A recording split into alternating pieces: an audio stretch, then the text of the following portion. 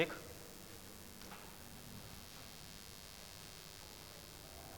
नमस्कार साथियों, मैं कुशाल किराट शिक्षक सारथी पे आप सभी का हार्दिक स्वागत करता हूं। तो जैसे आपको पता था कि शिक्षक सारथी आपकी एग्जाम की तैयारी को जांचने के लिए निःशुल्क टेस्ट सीरीज का आयोजन करवा रहा है और उसी श्रृंखला में आज हमारा फर्स्ट टेस्ट था 3 तारीख को जो फर्स्ट टेस्ट था। तो आज हम उसका वीडियो सॉल्यूशन करवाने जा रहे हैं। इसी श्रृंखला में हम सबसे पहले बात करेंगे बाल विकास की। तो बाल विकास का देखते हैं आज का सबसे पहला प्रश्न। बाल विकास में बालक के रूप, व्यवहार, रुचियों व लक्ष्यों के होने वाले परिवर्तनों की खोज पर बल दिया है, जो एक विकासात्मक अवस्था से दूसरी विकासात्मक अवस्था में होते हैं। यह कथन दिया है। यह कथन किसने दिया है? पहला ऑप्शन है आपके पेस्टोलॉजी, दूसरा ऑप्शन है क्रो एंड क्रो, तीसरा है हरलोक और चौथा है मारिया मोंटेसरी। और अगर आपने कोई आंसर नहीं लगाया है तो आप अनुत्तरित प्रश्न भी कर सकते हो। तो बताइए इसका आंसर क्या होगा? तो देखना, इसका आंसर आता है आपके हरलोक। इसका आंसर क्या है? हरलोक। देखना, समझना इस चीज को।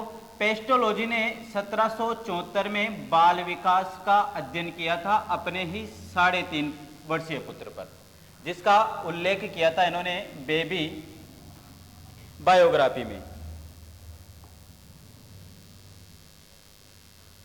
जिसका उल्लेख किया था इन्होंने बेबी बायोग्राफी में।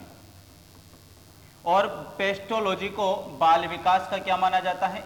जनक माना जाता है। पेस्टोलॉजी को बाल विकास का जनक माना जाता है। क्रो एंड क्रो ने कहा कि बाल मनोविज्ञान वह वैज्ञानिक अध्ययन है जिसमें गर्भाकाल से लेकर या गर्भकाल से लेकर किशोरा अवस्था के प्रारंभ का अध्ययन किया जाता है। किशोरा अवस्था तक के प्रारंभ का अध्ययन किया जाता है। हर लोग ने कहा है कि बाल विकास में बालक के रूप, व्यवहार, रुचियों व लक्ष्यों में होने वाले परिवर्तनों की खोज पर बल दिया है। और मारिया मोंटेसरी ने कहा है कि बच्चों में वास्तविक शक्ति या सच्ची शक्ति का निवास होता है। सच्ची शक्ति का निवास होता है। तो मारिया मोंटेसरी ने क्या कहा है? सच्ची शक्ति का निवास होता है। तो आपका राइट आंसर हो जाएगा हरलोक। राइट आंसर क्या हो जाएगा आपका? हरलोक। फिर उसके बाद में अगला आता है कि विकास के कौन से सिद्धांत में, विकास के कौन से सिद्धांत में व्यक्ति और उसके परिवेश जो उस पर प्रभाव डालते हैं, किस पर? व्यक्ति और उसके परिवेश पर प्रभाव डालते हैं, के मध्य अंतः क्रिया पर ध्यान दिया है। किसने अंतः क्रिया पर ध्यान दिया है? एरिक्सन का मनोसामाजिक विकास सिद्धांत, ब्रॉन फेन बेनर का विकास पारिस्थितिकी परक सिद्धांत, जीन पियाजे का संज्ञानात्मक विकास सिद्धांत और ब्रूनर का संज्ञानात्मक विकास सिद्धांत। यहां पर संज्ञानात्मक क्या आएगा? क्या आएगा? संज्ञानात्मक विकास सिद्धांत। ब्रूनर ने भी कौन सा सिद्धांत दिया था? संज्ञानात्मक। तो इसमें राइट आंसर क्या हो जाएगा? राइट आंसर होएगा आपके ब्रॉन फेन बेनर का विकास परिस्थिति परक सिद्धांत। देखो, ब्रॉन एंड फेन बेनर ने तो का जो ये सिद्धांत है इसको माइक्रो सिस्टम थ्योरी भी कहा जाता है। क्या कहा जाता है इसको? माइक्रो सिस्टम थ्योरी भी कहा जाता है, जिसमें इन्होंने 5 मंडल दिए थे कि बालक जो अंतः क्रिया करता है अपने वातावरण, तो उन दोनों का उस पर क्या प्रभाव पड़ता है। तो इन्होंने इस सिद्धांत में 5 मंडल बताए थे। पहला मंडल बताया था लघु मंडल। पहला मंडल क्या बताया था? लघु मंडल बताया था। दूसरा मंडल मध्य मंडल, तीसरा बाह्य मंडल, चौथा मंडल बताया था इन्होंने वृहत मंडल, और 5वां बताया था इन्होंने घटना मंडल। 5वां कौन सा बताया था? घटना मंडल। तो इसमें राइट आंसर क्या हो जाएगा आपका? ब्रॉन फेन बेनर का पारिस्थितिक परक विकास सिद्धांत हो जाएगा। फिर देखते हैं अगला तीसरा प्रश्न। बच्चों की शारीरिक वृद्धि की दर अधिक होती है। बच्चों की शारीरिक वृद्धि की दर अधिक होती है पूर्व बचपन में उत्तर बचपन की बजाय, उत्तर बचपन से किशोरावस्था की बजाय, या किशोरावस्था में पूर्व बचपन की बजाय, या प्रौढ़ावस्था में किशोरावस्था की बजाय। बताइए राइट आंसर क्या होगा? तो देखना यहां पर, जैसे मान लीजिए कोई बालक 0 से 2 वर्ष का है। कितने वर्ष का? 0 से 2 वर्ष का। तो 0 से 2 वर्ष में वृद्धि अधिक तेज होती है। वृद्धि क्या होती है? तेज। वृद्धि अधिक तेज होती है। 2 से 15 या 16 वर्ष की बात करें तो यहाँ शारीरिक वृद्धि मंद हो जाती है। 2 से 15 या 16 वर्ष की बात करें तो यहाँ शारीरिक वृद्धि मंद हो जाती है। फिर उसके बाद में बात करें 16 से परिपक्व अवस्था तक, 16 से परिपक्व अवस्था तक, तो यहाँ वापिस वृद्धि तेज हो जाती है और परिपक्वता अवस्था में से लेकर प्रौढ़ावस्था तक यहाँ वापिस मंद हो जाती है। यानी कि 0 से 2 वर्ष में वृद्धि तेज होती है। अब हमें यह देखना है कि 0 से 2 वर्ष कहाँ आ रहा है, तो पूर्व बचपन में उत्तर बचपन की बजाय, तो राइट आंसर क्या हो जाएगा आपका, पूर्व बचपन में उत्तर बचपन की बजाय शारीरिक वृद्धि अधिक होती है या तेज होती है। अगला प्रश्न देखना आप, पियाजे के अधिगम के संज्ञानात्मक सिद्धांत। प्रश्न देखना, पियाजे के अधिगम के संज्ञानात्मक सिद्धांत के अनुसार वह प्रक्रिया जिसके द्वारा संज्ञानात्मक संरचना को संशोधित किया जाता है कहलाती है, क्या कहलाती है भाई बताइए? संशोधित किया जाता है कहलाती है, क्या कहलाती है? स्कीमा, प्रत्यक्षण, समायोजन, समावेशन, क्या कहलाता है?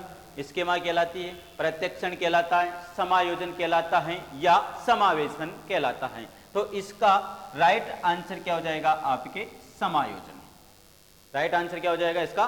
समायोजन। देखना, स्कीमा होती है व्यवहार का या याददाश्त का एक संगठित पैटर्न। स्कीमा क्या होती है?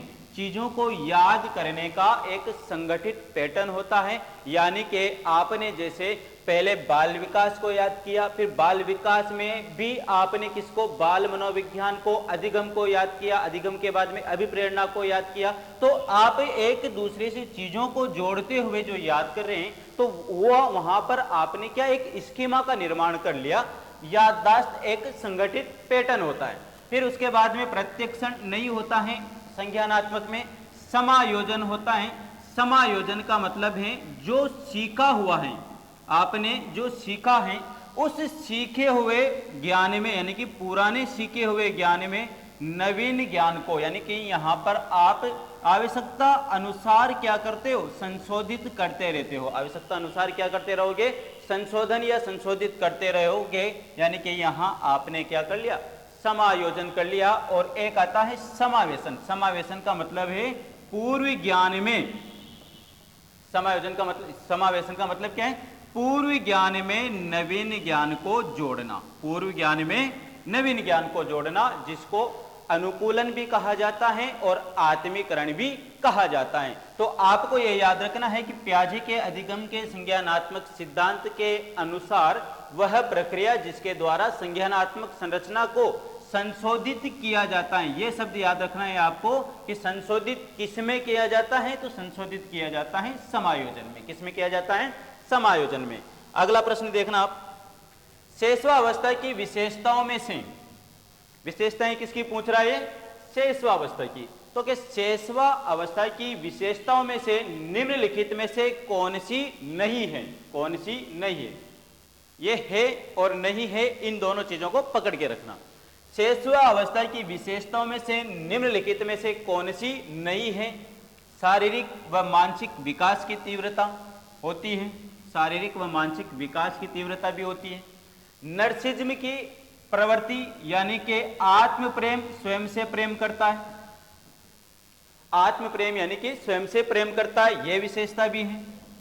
स्वाभाविक संवेग रोक नहीं सकता, यानी कि यहां पर संवेगात्मक अस्थिरता पाई जाती है। क्या पाई जाती है? संवेगात्मक अस्थिरता पाई जाती है। संवेगात्मक अस्थिरता पाई जाती है। तो कि शेषवावस्था में ये विशेषता भी पाई जाती है। और वास्तविकता में प्रवेश, किसमें प्रवेश? वास्तविकता में प्रवेश। तो ये वास्तविकता में प्रवेश शेषवावस्था की विशेषता नहीं है, ये विशेषता किसकी है? बाल्यावस्था की है। यह विशेषता किसकी है? बाल्यावस्था की। क्यों? क्योंकि शेषवावस्था में बालक काल्पनिक जगत में निवास करता है। शेषवावस्था में बालक काल्पनिक जगत में निवास करता है। किसमें निवास करता है? काल्पनिक जगत में निवास करता है। उसका वास्तविकता से कोई संबंध नहीं होता है।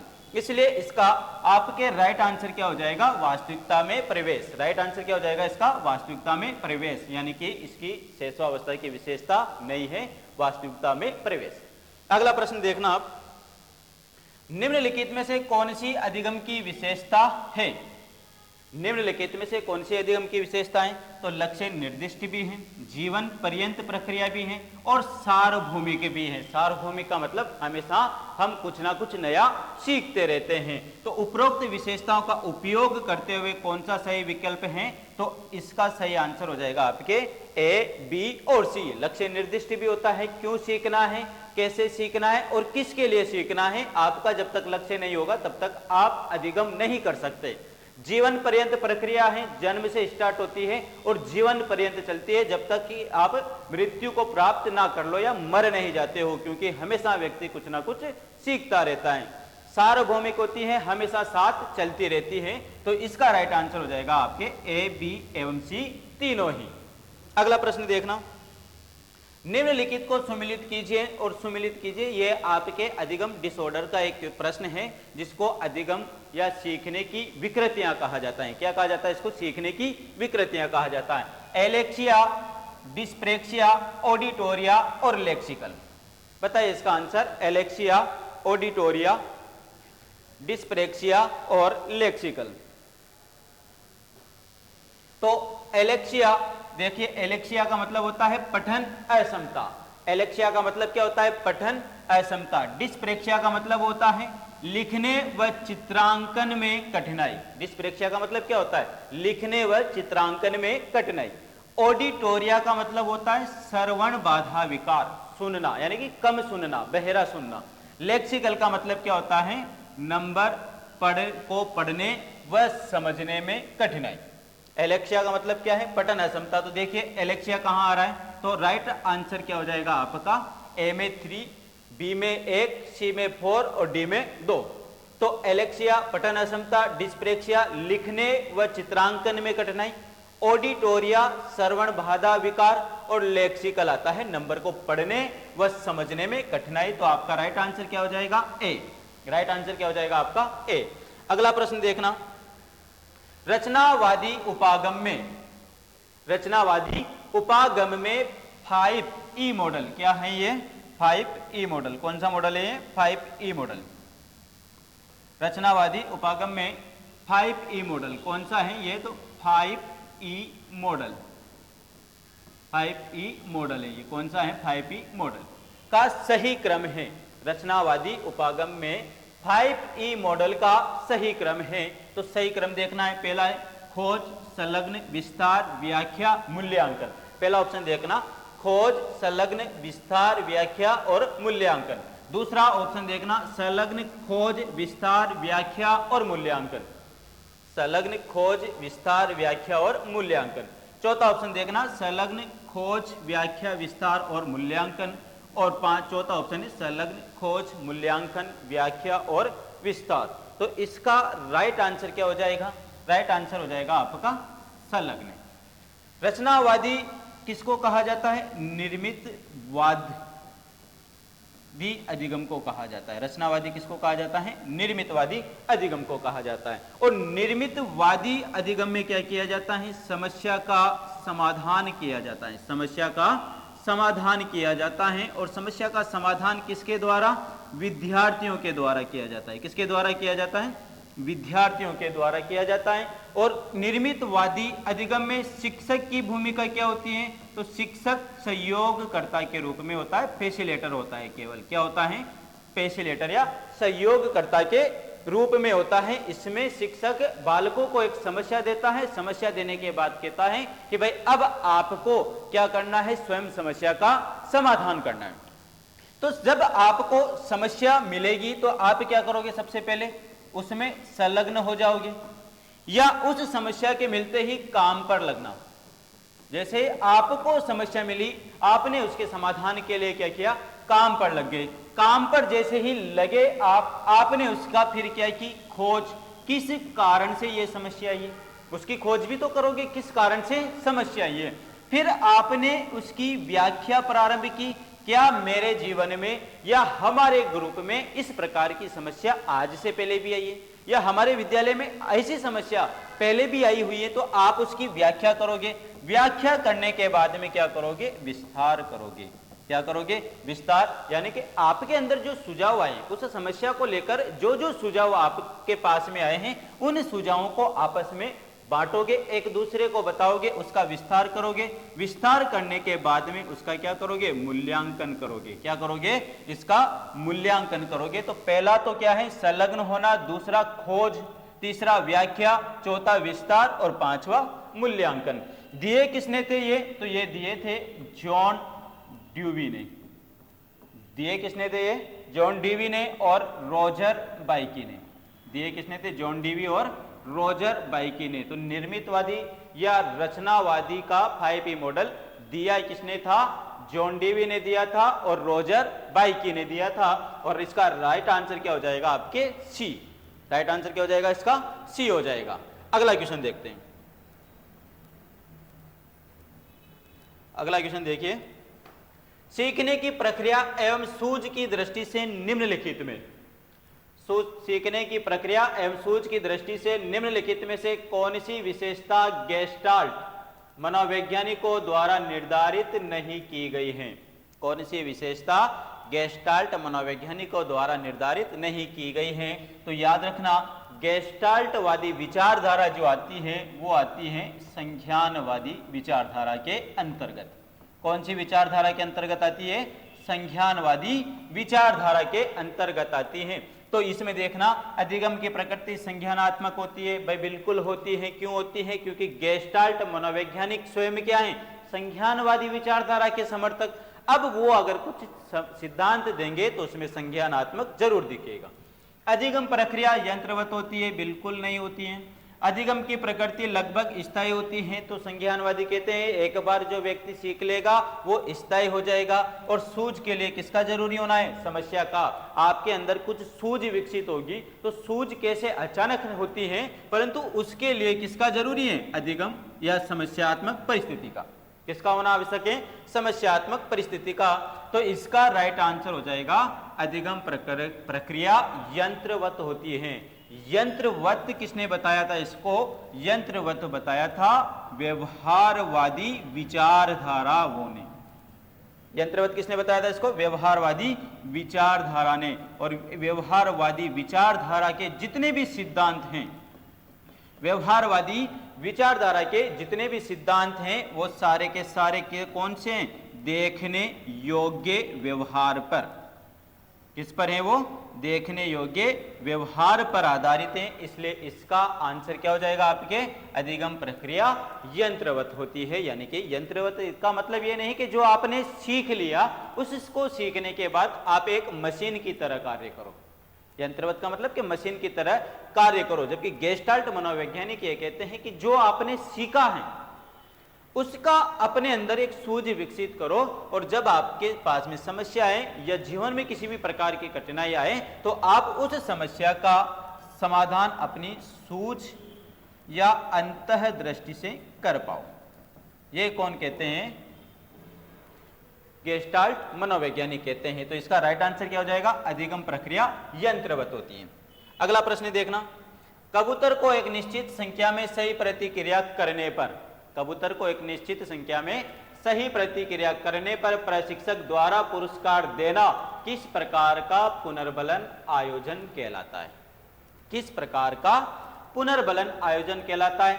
सतत पुनर्बलन आयोजन, निश्चित अंतराल पुनर्बलन आयोजन, निश्चित अनुपात पुनर्बलन आयोजन और परिवर्तनशील पुनर्बलन आयोजन। आपने अगर स्किनर का सिद्धांत पढ़ा है तो इस प्रश्न को अच्छे से कर सकते हो।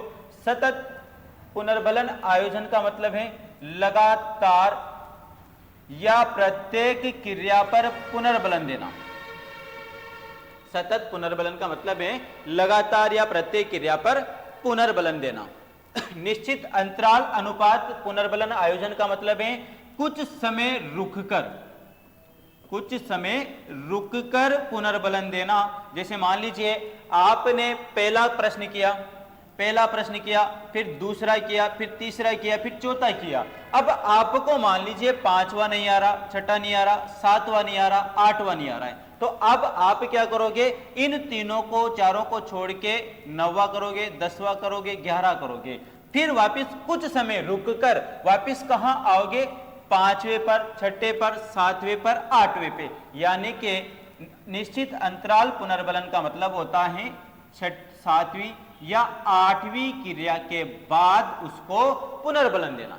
कोई व्यक्ति अगर 7 बार या 8 बार अनुक्रिया कर रहा है, कार्य करने की कोशिश कर रहा है, तो उसको 7वीं या 8वीं बार क्या दो, अनुक्रिया या पुनर्बलन प्रदान करो। निश्चित अनुपात पुनर्बलन आयोजन का मतलब होता है कि एक निश्चित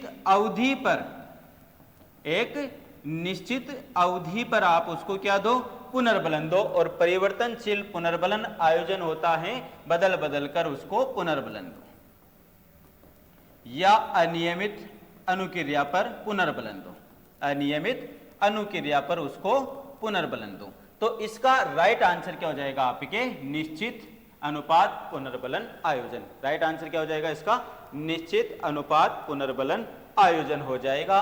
और इसका जो सिद्धांत दिया था वो सिद्धांत दिया था स्किनर ने।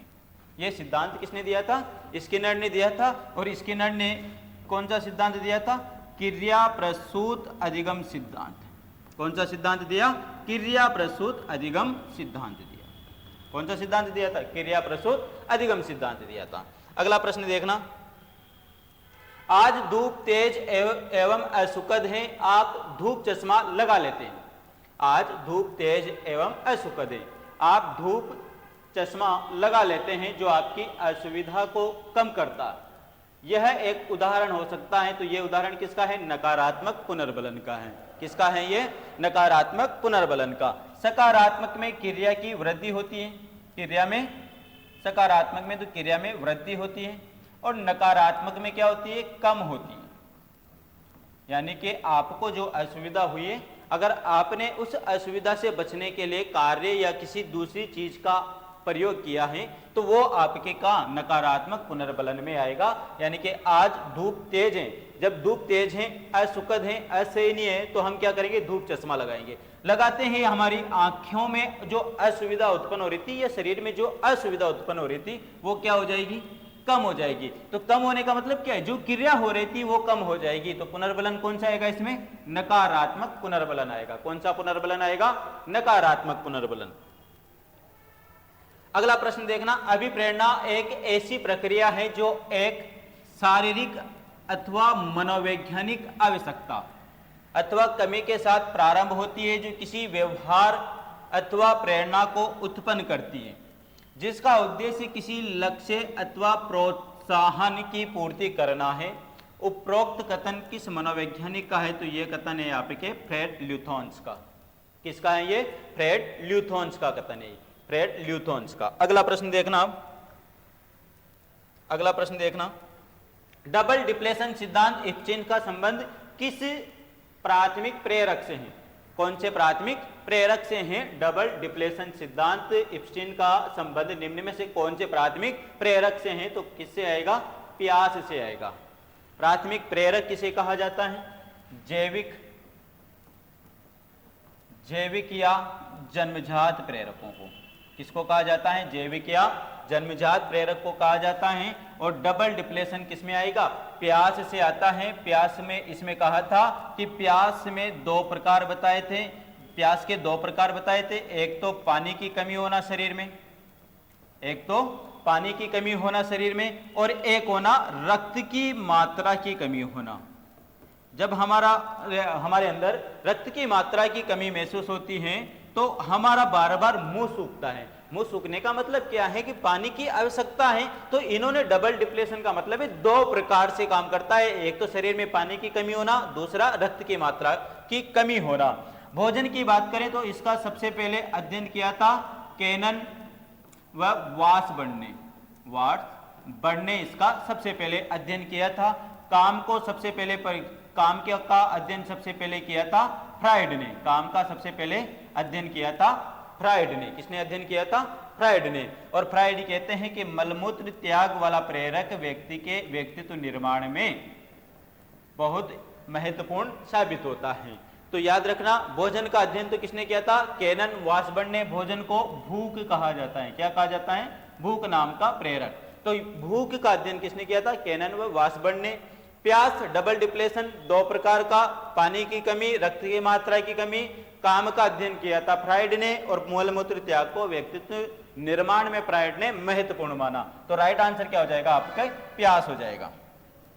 अगला प्रश्न देखना, हिप्पोक्रेटस द्वारा किए वर्गीकरण के अनुसार, हिप्पोक्रेटस के द्वारा किए गए वर्गीकरण के अनुसार जो बालक निराशावादी, दुखी और संवेगात्मक रूप से कमजोर होते हैं उन्हें कहते हैं, उन्हें क्या कहा जाएगा?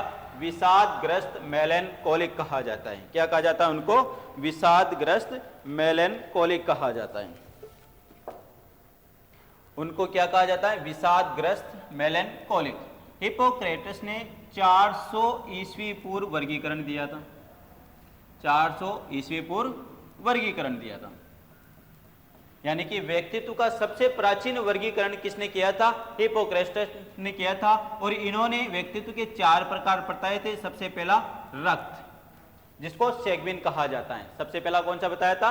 रक्त बताया था, जिसको सेग्विन कहा जाता है। इस प्रकृति के व्यक्ति हमेशा प्रसन्न रहते हैं। क्या रहते हैं? प्रसन्न रहते हैं, खुश रहते हैं और उत्साही रहते हैं। यानी कि इनके अंदर हमेशा उत्साह होता है। इनके हमेशा अंदर क्या होता है? उत्साह होता है। दूसरा प्रकार बताया था इन्होंने पीला पीत, जिसको कोलेरिक कहते हैं। क्या कहते हैं? पीला पीत बताया था, जिसको कोलेरिक कहते हैं। क्या कहते हैं? पीला पीत, जिसको कोलेरिक कहते हैं। ये व्यक्ति के कौन से स्वभाव के होते हैं? ये व्यक्ति क्रोधित स्वभाव के होते हैं।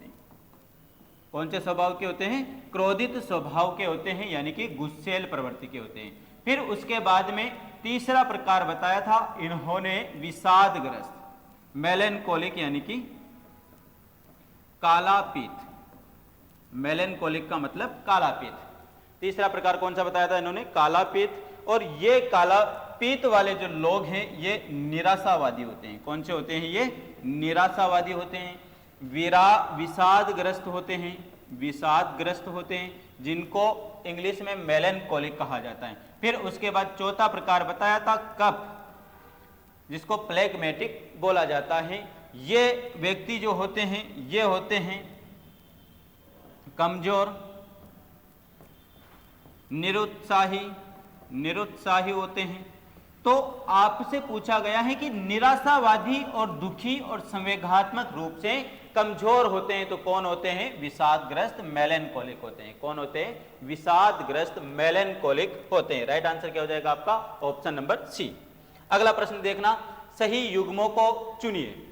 अगला प्रश्न देखिए आप, सही युग्मों को चुनिए।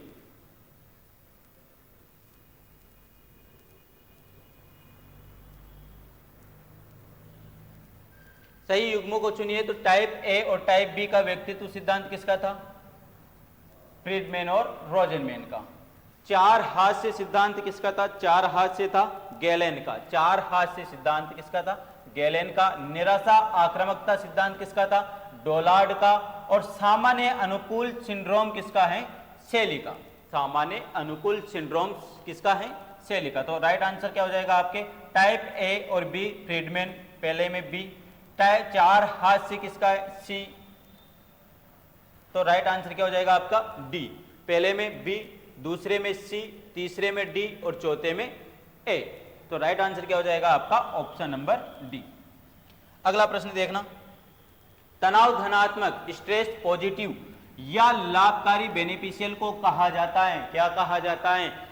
सेलुटोस्ट्रेस, मोनी स्ट्रेस, वेनी स्ट्रेस या यू स्ट्रेस। क्या कहा जाता है उसको? तो तनाव धनात्मक, यानी कि जो तनाव पॉजिटिव रूप में हमारे सामने आता है उसको यू स्ट्रेस कहा जाता है। क्या कहा जाता है उसको? यू स्ट्रेस कहा जाता है। और जो नेगेटिव रूप में आता है, जो नेगेटिव रूप में आता है उसको डिस्ट्रेस कहा जाता है। क्या कहा जाता है उसको? डिस्ट्रेस कहा जाता है। नेगेटिव रूप में यानी कि नकारात्मक तनाव को क्या कहा जाएगा? डिस्ट्रेस। और सकारात्मक या लाभकारी को यू स्ट्रेस कहा जाता है। तो राइट आंसर क्या हो जाएगा आपके? यू स्ट्रेस हो जाएगा। अगला प्रश्न देखना, सही आक्रामक व्यवहार कुंठा से उत्पन्न होता है। किससे उत्पन्न होता है? कुंठा से उत्पन्न होता है, परंतु सभी तरह की कुंठा से आक्रामक व्यवहार उत्पन्न नहीं होता है। यह किसने क्या है? स्वतंत्रता प्राकल्पना, कुंठा आक्रामकता प्राकल्पना, ग्रीन प्राकल्पना और उपरोक्त में से कोई नहीं। तो क्या राइट आंसर क्या होगा इसका? राइट आंसर होगा कुंठा आक्रामकता प्राकल्पना। राइट आंसर क्या हो जाएगा इसका? कुंठा आक्रामकता प्राकल्पना हो जाएगा।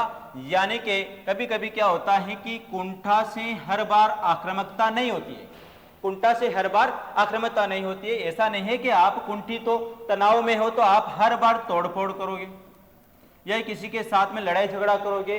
बहुत सी बार कुंठित होने पर बालक चुप भी बैठ सकता है, तो वो जरूरी थोड़ी है कि अगर चुपचाप है तो वो आक्रामकता ही करके अपना गुस्सा उतारेगा। वो बहुत सी बार चुप या शांत रहकर भी कर सकता है, अपने कुंठा को वो शांत रहकर भी दर्शा सकता है। इसलिए कहा गया है कि सभी प्रकार की आक्रामक व्यवहार कुंठा से उत्पन्न होता है, परंतु सभी तरह की कुंठा से आक्रामक व्यवहार उत्पन्न नहीं होता है। तो इसका मतलब है कुंठा आक्रामकता प्राकल्पना होती है। क्या होती है इसका मतलब? कुंठा आक्रामकता प्राकल्पना। इसका आक्रामकता प्राकल्पना का अध्ययन किया था डोलार्ड ने। किसने अध्ययन किया था इसका?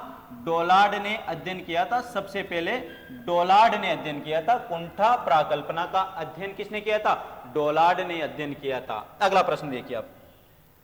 ऐसी सुरक्षा प्रक्रिया जिसके अंतर्गत कोई व्यक्ति अपने विचारों एवं क्रियाओं को दूसरे व्यक्ति के अनुरूप बनाने का प्रयत्न करता है कहलाती है दमन, युक्तिकरण, प्रत्यावर्तन या तादात्म्यकरण। क्या कहलाता है भाई? बताइए जल्दी जी। तो इसका जो अनुरूप बनाने का प्रयत्न करता है वो कहलाती है दमन, युक्तिकरण, प्रत्यावर्तन, तादात्म्यकरण। तो राइट आंसर क्या होगा आपका?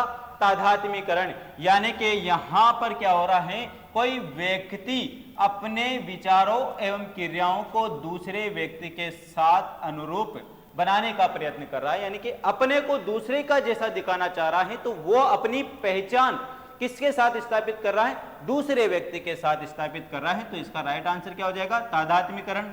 दमन में क्या होता है? दमन में होता है अचेतन मन की इच्छाओं को दबाना। अचेतन मन की इच्छाओं को दबाना, अचेतन मन की इच्छाओं को दबाना होता है। युक्तिकरण या इसको कहा जाता है औचित्य स्थापन। औचित्य स्थापन यानी कि यहां पर बहाना बनाकर बचना। क्या किया जाता है यहां पर? बहाना बनाकर बचना। जैसे मान लीजिए लोमड़ी के हाथ अंगूर नहीं है तो लोमड़ी ने क्या कहा? अंगूर तो खट्टे। तो वो क्या बना लिया उसने? यहां पर बहाना बना लिया। प्रत्यावर्तन या इसी को क्या कहा जाता है? प्रतिगमन। प्रतिगमन का मतलब पूर्व की ओर लौटना। प्रतिगमन का मतलब क्या है? पूर्व की ओर लौटना। जैसे मान लीजिए बड़े बालक और छोटे बालक, तो छोटे बालक को ज्यादा प्रेम मिल रहा है तो बड़ा बालक भी उस तरह व्यवहार करना शुरू कर देता है। अगर छोटा बालक घुटनों के बल चल रहा है तो बड़ा बालक भी उसकी तरह घुटनों के बल चलना शुरू कर देता है। तो यहां प्रतिगमन का मतलब है पूर्व की ओर लौटना।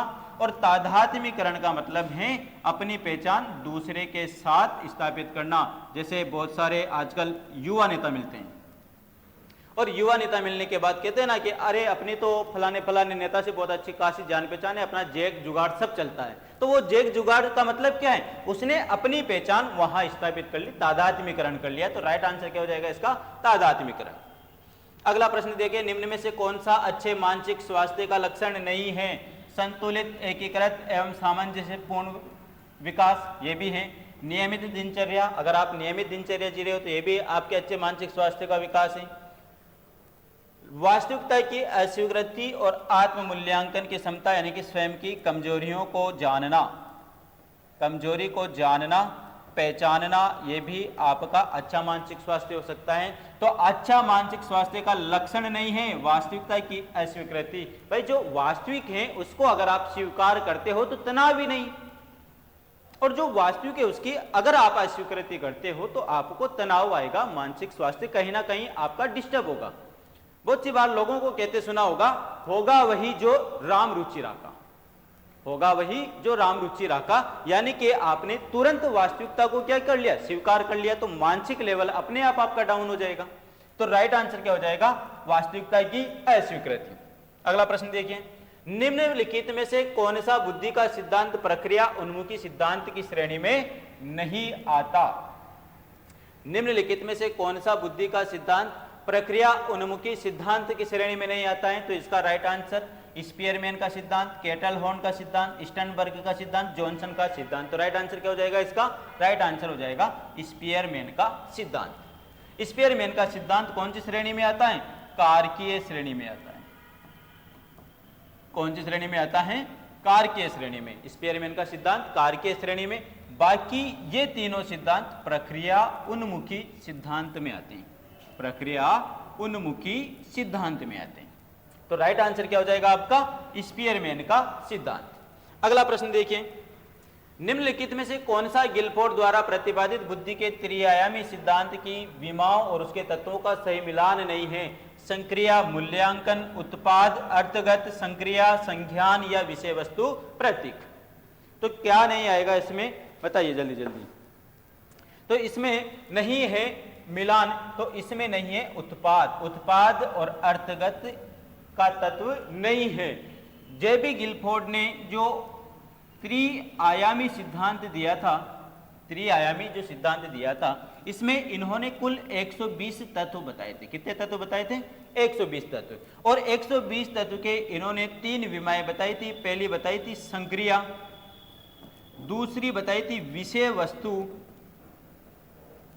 और तीसरी बताई थी इन्होंने उत्पाद या परिणाम, जिसको बोला जाता है उत्पाद या परिणाम बोला जाता है। तो इन 3 विमाओं के इन्होंने 120 तत्व बताए थे। जैसे संक्रिया में 6, विषय वस्तु में 5, उत्पाद में या परिणाम में 6 तत्व आते हैं। तो यहां पर आपको देखना है कि संक्रिया में कौन सा आ रहा है? मूल्यांकन आ रहा है। मूल्यांकन होता है, क्यों होता है? क्योंकि संक्रिया में क्या है? पहला तत्व है संज्ञान, दूसरा स्मृति धारण, स्मृति धारण, स्मृति अभिलेख, अपसारी और अभिसारी चिंतन, अपसारी और अभिसारी चिंतन, स्मृति संज्ञान, स्मृति धारण, अभिलेख, स्मृति धारण, स्मृति अभिलेख, अपसारी चिंतन, अभिसारी चिंतन और मूल्यांकन। तो ये मूल्यांकन किसका तत्व है? आपके संक्रिया का है। अर्थगत किसका तत्व है आपका? तो अर्थगत आपके विषय वस्तु का तत्व है, जिसको व्यवहारिक या अर्थगत भी कहा जाता है। तो उत्पाद अर्थगत किसका है? ये विषय वस्तु का है। ये किसका है? विषय वस्तु का। तो गलत आंसर क्या हो जाएगा इसमें? उत्पाद। उत्पाद का तत्व विषय, और ये अर्थगत नहीं है। तो ये राइट आंसर हो जाएगा आपके उत्पाद। उत्पाद और अर्थगत नहीं है। अगला प्रश्न देखना, एक बालक की गणित विषय में उपलब्धि उच्च स्तर की है। गणित विषय में तो उपलब्धि उच्च स्तर की है, मगर खेलों में रुचि औसत स्तर की है। खेलने में कम रुचि लेता है। गणित दिन भर पढ़ा लो, परंतु खेलने में रुचि कम ले रहा है, कम औसत स्तर की, तथा सृजनात्मकता तो और डाउन है, निम्न स्तर की है। तो यह एक होगा। अंतर व्यक्तिगत विभिन्नता, अंतः व्यक्तिक विभिन्नताओं में, सामान्य व्यक्तिक भिन्नताओं में, अपेक्षिक व्यक्तिक भिन्नताओं में। तो राइट आंसर क्या हो जाएगा इसका? अंतः व्यक्तिक भिन्नताओं में। अंतक व्यक्तिक भिन्नताओं का मतलब है स्वयं में किस प्रकार से भिन्न है, स्वयं में किस प्रकार से भिन्न है।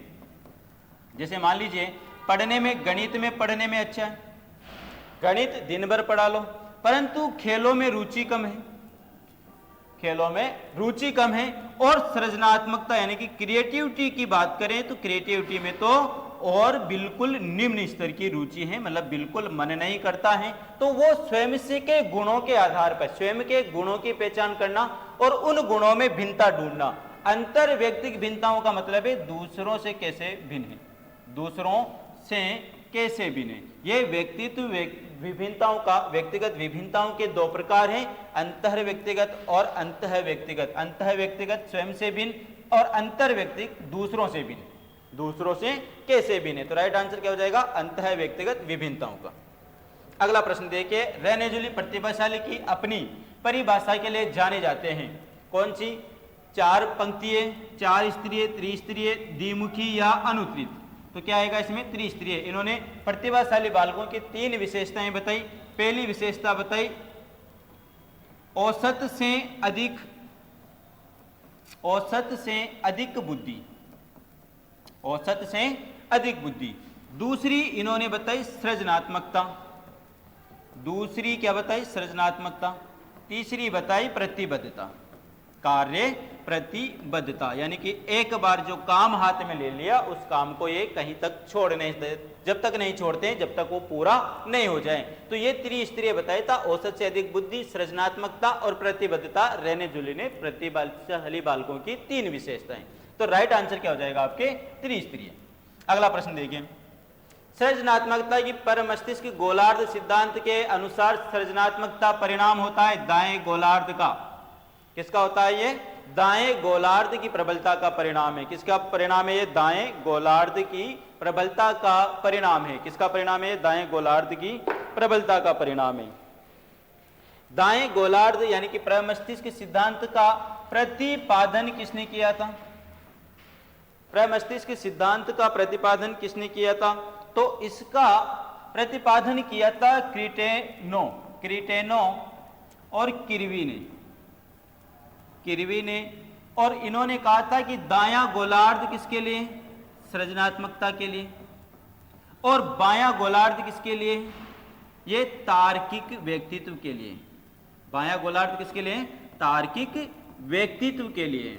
बायां गोलार्ध किसके लिए जिम्मेदार होता है? तार्किक व्यक्तित्व के लिए। तो सृजनात्मकता के लिए कौन जिम्मेदार है आपका? दायां गोलार्ध। तो राइट आंसर क्या हो जाएगा आपका? दायां गोलार्ध की प्रबलता। अगला प्रश्न देखिए, एक शिक्षक के रूप में आपने अपने छात्रों से हमारे जीवन पर प्रदूषण के प्रभाव को समझाते हुए एक निवास के लिए कहा है। इस कार्यभार से ब्लूम के वर्गीकरण के अनुसार कौन से संज्ञानात्मक स्तर की व्याख्या की गई है? इसकी व्याख्या की गई है संप्रयोग। संप्रयोग का मतलब प्रयोग करके देखना, प्रयोग करके देखना। तो इसका राइट आंसर हो जाएगा आपके संप्रयोग। निम्नलिखित में से कौन सी राष्ट्रीय पाठ्यचर्या रूपरेखा 2005 के मार्गदर्शक सिद्धांतों का हिस्सा नहीं है? तो इसका हिस्सा नहीं है स्कूली शिक्षा में नव उदारवाद की अवधारणा। क्या नहीं है? पढ़ाई को रटंत प्रणाली से मुक्त करना, ज्ञान को बाहरी जीवन से जोड़ना और परीक्षा को लचीला बनाना। ज्यादा कठोर नहीं, लचीला बनाना, बल्कि ना कि नव उदारवाद की अवधारणा से जोड़ना। तो इसका राइट आंसर क्या हो जाएगा? स्कूली शिक्षा में नव उदारवाद की अवधारणा से जोड़ना। अगला प्रश्न देखिए, शिक्षा का अधिकार कानून 2009 के अनुसार यदि कोई विद्यालय कैपिटेशन शुल्क का मतलब प्रति व्यक्ति फीस ले रहा हूं। क्या ले रहा हूं? कैपिटेशन शुल्क का मतलब प्रति व्यक्ति फीस ले रहा हो तो शुल्क लेता है, तब उसके लिए क्या दंड दिए जाने का प्रावधान है? तो ये दंड का उल्लेख है आरटी की धारा 13 में। किसमें? ये आरटी की धारा 13 में।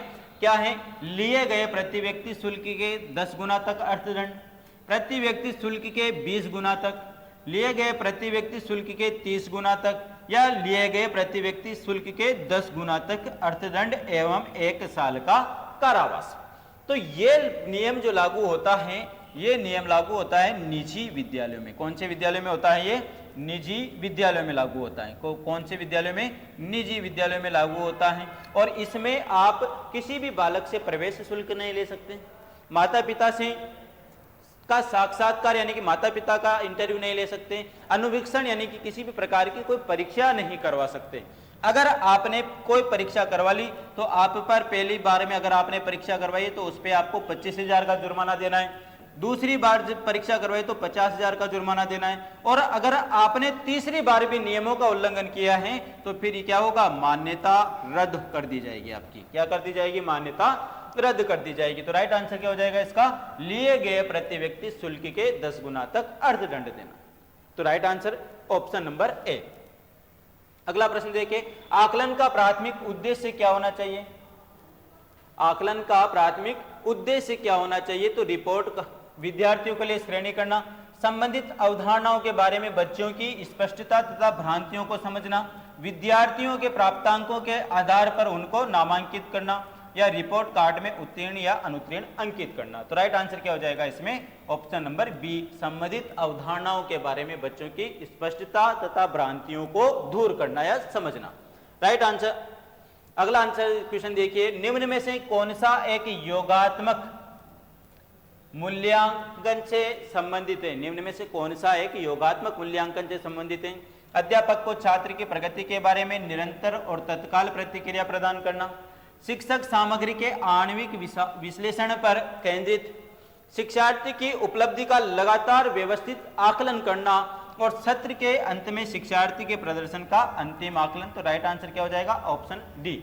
सत्र के अंत का मतलब है कि योगात्मक मूल्यांकन क्या होता है?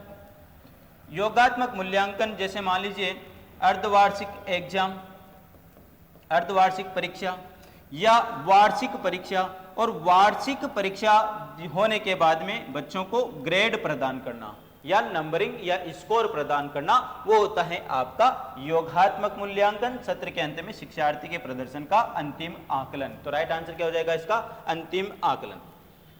और लास्ट प्रश्न देखिए, अनुसंधान जो सामाजिक समस्या से संबंधित होता है तथा विद्यालय की जनशक्ति के द्वारा विद्यालय में क्रियाकलापों के सुधार हेतु संचालित किया जाता है कहलाता है, क्या कहलाता है? मौलिक अनुसंधान, क्रियात्मक अनुसंधान, सामाजिक अनुसंधान या उपरोक्त में से कोई नहीं। तो इसका राइट आंसर क्या हो जाएगा आपके? क्रियात्मक अनुसंधान। राइट आंसर क्या हो जाएगा? क्रियात्मक अनुसंधान, यानी कि विद्यालय अपनी समस्याओं का समाधान ढूंढता है। इसमें विद्यालय अपनी समस्याओं का समाधान ढूंढता है। और क्रियात्मक अनुसंधान को शब्द या इसका प्रयोग किया था, वो किया था अमेरिका ने। सबसे पहले इसका प्रयोग किसने किया था? अमेरिका ने किया था। और इसके प्रतिपादन या प्रतिपादक या जनक किसे माना जाता है? तो इसके प्रतिपादक स्टीफन एम कोरे को माना जाता है। किसको माना जाता है? इसका जनक स्टीफन एम कोरे को माना जाता है। ये तो थे आपके 30 प्रश्न, और 30 प्रश्नों का आपने हर एक प्रश्न का आंसर जाना है। उम्मीद करता हूं आप अच्छा स्कोर करोगे और आपकी तैयारी भी सुचारू रूप से चल रही है। और अगर आपको आपकी तैयारी को जांचना है तो शिक्षक सारथी लेकर आया है आप लोगों के लिए 5 टेस्ट या 5 पेपर्स की ऐसी श्रृंखला जो आपको आपकी तैयारी जांचने में आपकी मदद करेगा। अगर आप भी देना चाहते हो ये टेस्ट तो आप शिक्षक सारथी की टीम से संपर्क कर सकते हो या उनके जो नंबर हैं उन पे संपर्क करके आप इन टेस्टों में सम्मिलित हो सकते हो और आपको अपनी तैयारी जांचने का मौका मिलेगा। बाकी होगा वही जो राम रुचि रखा। धन्यवाद। Thank you.